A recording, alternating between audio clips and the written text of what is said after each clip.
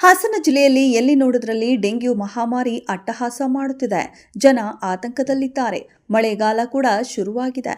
ಎಚ್ಚರಿಕೆಯಿಂದ ಇರಿ ಅಂತೇಳಿ ಜಿಲ್ಲಾಡಳಿತ ಎಲ್ಲ ಕಡೆ ಡಂಗೂರ ಹೊಡೆಯುತ್ತಿದೆ. ಆದರೆ ಅರಸೀಕೆರೆ ನಗರಾಭಿವೃದ್ಧಿ ಇಲಾಖೆ ಅಧಿಕಾರಿಗಳಿಗೆ ಮಾತ್ರ ಇದರ ಅರಿವೇ ಇಲ್ಲ. ಹಾಸನ ಜಿಲ್ಲೆಯಲ್ಲಿ ಡೆಂಗ್ಯೂ ಮಹಾಮಾರಿಗೆ ಸಾವಾಗಿದೆ. ತಾಲೂಕಿನಲ್ಲಿ ಮುಂಜಾಗ್ರತಾ ಕ್ರಮ ಕೈಗೊಳ್ಳಬೇಕು ಎಂದು ಅರಿವು ಸ್ಥಳೀಯ ಆಡಳಿತದ ಅಧಿಕಾರಿಗಳಿಗೆ ಸ್ವಲ್ಪವೂ ಇರೋ ಹಾಗಿಲ್ಲ. ಯಾಕಂದ್ರೆ ಅರಸೀಕೆರೆ ನಗರದ ಹುಳಿಯಾರ್ ರಸ್ತೆಗೆ ಹೊಂದಿಕೊಂಡಿರುವ ಸಂತೆ ಮೈದಾನ ರಸ್ತೆಯಲ್ಲಿ ಸರಿಯಾದ ಚರಂಡಿ ಇಲ್ಲದ ಕಾರಣ ಕೊಳಚೆ ನೀರು ರಸ್ತೆ ಮೇಲೆ ಹರಿಯುತ್ತಿದ್ದು ಸಾರ್ವಜನಿಕರು ಪರದಾಡುವಂತಾಗಿದೆ. ಸಮರ್ಪಕ ಚರಂಡಿ ನಿರ್ಮಿಸದ ಕಾರಣ ಕೊಳಚೆ ನೀರು ರಸ್ತೆ ಮೇಲೆ ಹರಿದು ಸ್ಥಳೀಯರಿಗೆ ಸಮಸ್ಯೆಯಾಗಿ ಪರಿಣಮಿಸಿದೆ. ಇನ್ನು ರೋಗ ಭೀತಿಯನ್ನ ಸೃಷ್ಟಿಸಿ ಸ್ಥಳೀಯರಲ್ಲಿ ಆತಂಕಕ್ಕೆ ಈಡು ಮಾಡಿದೆ. ಇನ್ನು ಇದೇ ರಸ್ತೆ ಮಾರ್ಗವಾಗಿ ಸುಪ್ರಸಿದ್ಧ ತಿರುಪತಿ ದೇವಸ್ಥಾನ ಇರುವುದರಿಂದ ಸಾವಿರಾರು ಭಕ್ತರು ಸಂಚರಿಸುವ ದಾರಿಯಾಗಿದೆ.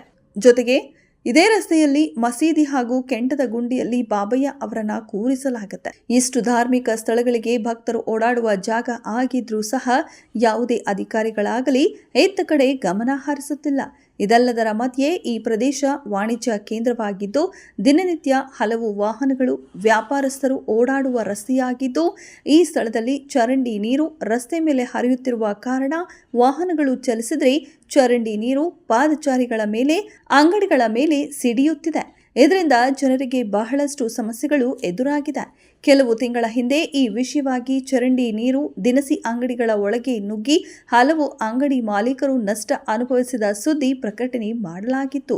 ಆ ಸಂದರ್ಭದಲ್ಲಿ ನಗರಸಭೆ ಅಧ್ಯಕ್ಷರು ಹಾಗೂ ಆಯುಕ್ತರು ಸ್ಥಳಕ್ಕೆ ಆಗಮಿಸಿ ಈ ಚರಂಡಿ ಹಲವು ವರ್ಷಗಳ ಹಿಂದೆ ನಿರ್ಮಾಣ ಮಾಡಿರುವುದರಿಂದ ಸಂಪೂರ್ಣ ಹಾಳಾಗಿದೆ.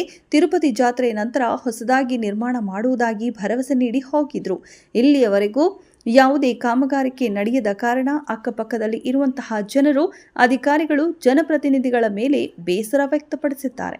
ಇನ್ನು ರಸ್ತೆಯು ಸಂಪೂರ್ಣ ಹಾಳಾಗಿದೆ. ಈ ರಸ್ತೆಯ ಮಾರ್ಗವಾಗಿ ಹಲವು ಶಾಲೆಯ ವಿದ್ಯಾರ್ಥಿಗಳು ಸಹ ವಾಹನಗಳಲ್ಲಿ ಓಡಾಡುವ ಸಂದರ್ಭದಲ್ಲಿ ಮೂಗು ಮುಚ್ಚಿಕೊಂಡು ಹೋಗುವ ಸ್ಥಿತಿ ನಿರ್ಮಾಣವಾಗಿದೆ. ತಕ್ಷಣ ಇದಕ್ಕೆ ಸಂಬಂಧಪಟ್ಟ ಅಧಿಕಾರಿಗಳು ನಗರಸಭೆ ಅಧಿಕಾರಿಗಳು ಜನರ ಜೀವನ ಜೊತೆ ಚೆಲ್ಲಾಟ ಆಡುವುದನ್ನು ಬಿಟ್ಟು ಹೊಸದಾಗಿ ಚರಂಡಿ ನಿರ್ಮಿಸಿ ಜನರ ಆರೋಗ್ಯದ ಹಿತ ರಕ್ಷಣೆ ಕಾಪಾಡಲು ಮುಂದಾಗಬೇಕು ಎಂದು ಸ್ಥಳೀಯರು ಒತ್ತಾಯಿಸಿದ್ದಾರೆ.